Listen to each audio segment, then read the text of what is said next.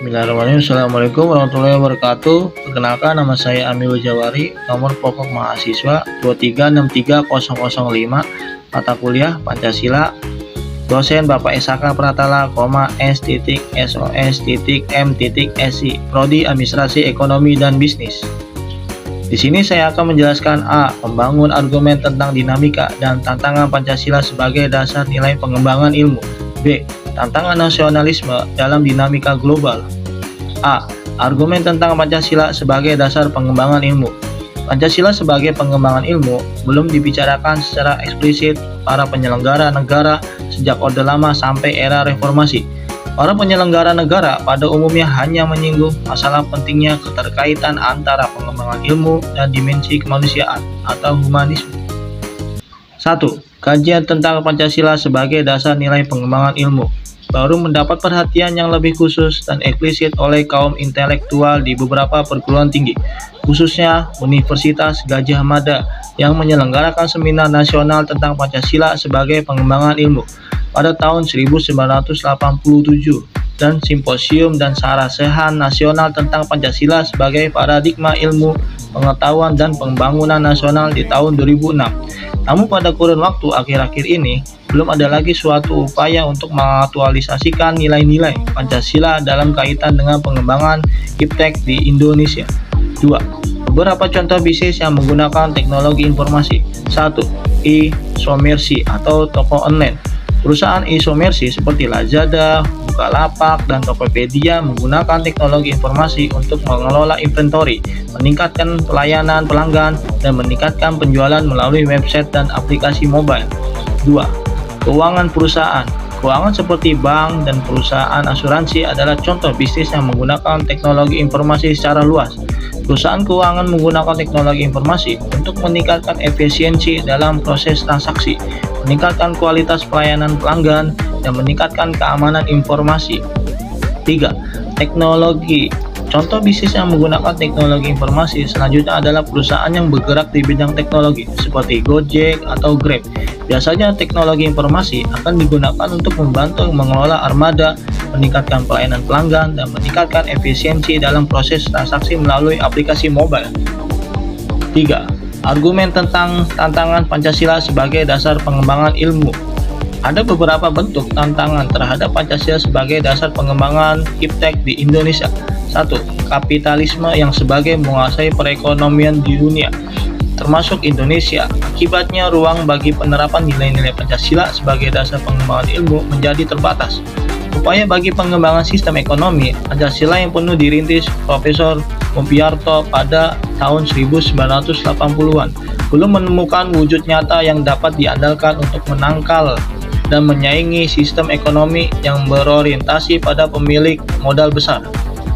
2. Globalisasi yang menyebabkan lemahnya daya saing bangsa Indonesia dalam pengembangan iptek sehingga Indonesia lebih berkedudukan sebagai konsumen daripada produsen dibandingkan dengan negara-negara lain. 2. Konsumerisme menyebabkan negara Indonesia menjadi pasar bagi produk teknologi negara lain yang lebih maju ipteknya. Pancasila sebagai pengembangan ilmu baru pada taraf wacana yang belum berada pada tingkat aplikasi kebijakan negara. 4. Pragmatisme yang berorientasi pada 3 ciri, yaitu workability atau keberhasilan, satisfaction atau kepuasan, dan result atau hasil atau Titus dan kawan-kawan pada tahun 1984 mewarnai perilaku kehidupan sebagian besar masyarakat Indonesia. Dengan adanya internet, informasi apapun bisa kita dapat. Teknologi informasi atau TI telah menjadi bagian yang sangat penting dalam setiap rencana bisnis. Teknologi informasi telah banyak digunakan untuk mendukung proses bisnis yang terjadi pada perusahaan, baik bidang ekonomi maupun perbankan. Yang pertama, mempermudah cara komunikasi. 2. Mempercepat proses produksi dan distribusi. 3. Mendukung kegiatan operasional perusahaan. A. Tantangan nasionalisme dalam dinamika global. Nasionalisme setidaknya dalam 100 tahun terakhir merupakan sebuah temuan fenomena sosial paling menakjubkan dalam perjalanan sejarah umat manusia hingga sampai saat ini. Ideologi nasionalisme cukup memiliki pengaruh dalam segala urusan dalam ruang sosial, sehingga dalam keberlanjutannya kemudian ideologi ini mempengaruhi gerak sejarah manusia yang mulai sadar akan identitas kolektifnya sebagai sebuah bangsa. Jika dilihat dalam perspektif sejarah, nasionalisme berkembang dengan sangat pesat yang dimulai dengan nasionalisme Eropa pada abad ke-19 dan kemudian berkembang menjadi universal, idea force pada abad ke-20 dalam sejarah global kontemporer hingga abad pan-nasionalisme atau KON tahun 1982. Universitas nasionalisme menjangkau berbagai wilayah belahan dunia, khususnya ketika praktik kolonialisme melakukan penghisapan atau bangsa lain. Ide tentang nasionalisme masuk ke Indonesia setidaknya pada abad 19 yang diawali adanya kesadaran primordial yang kemudian diwujudkan dalam suatu wadah perjuangan dengan mengakomodir segala kepentingan primordial untuk mencapai tujuan yang lebih bersifat nasional.